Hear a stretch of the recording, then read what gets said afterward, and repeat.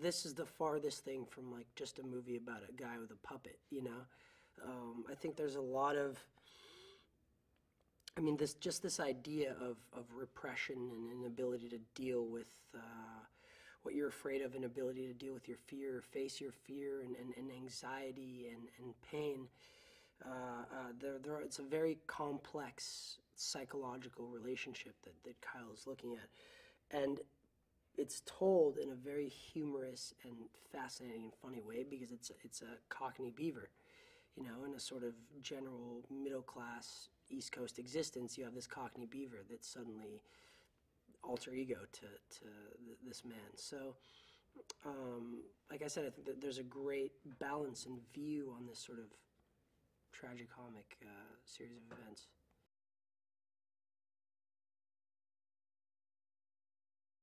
One of the things that I really liked about it were all the sort of the way the beaver, which is kind of it's a funny animal to pick to use as a metaphor, you know, but it worked out really well in terms of each of the characters in the film, you know, especially the three sort of black family males, you know, Walter, Porter, and Henry.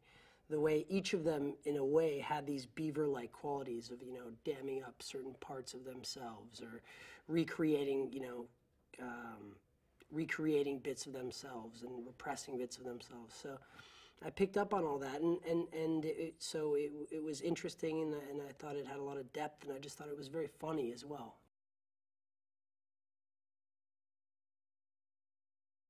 Sort of a response to Walter's depression. So when we find Porter, Porter's main goal is to avoid being like his father, and in general avoid having any sort of personality for fear that it might be his father's.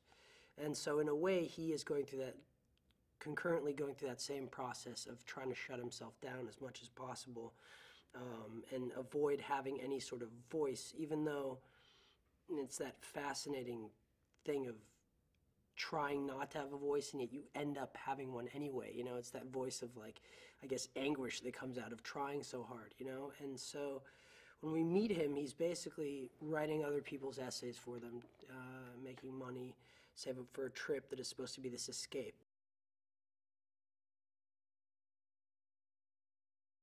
So much in terms of personality and so much in terms of who he is.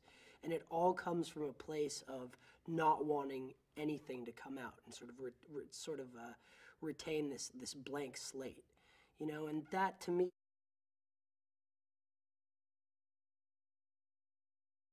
I mean, I'm sort of was and still am in awe of Jodie, so I sort of just wanted to hear anything she would talk about, really, even if it was what she had for breakfast, you know, so.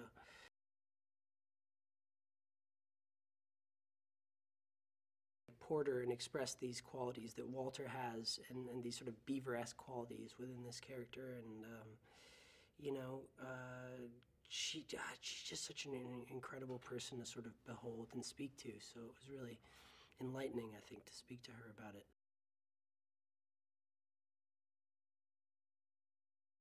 It's not the first time that someone tells a story of a clinically depressed individual that is trying to figure out their life and has problems with their family. But I think it will be interesting to see that in the framework of a beaver puppet and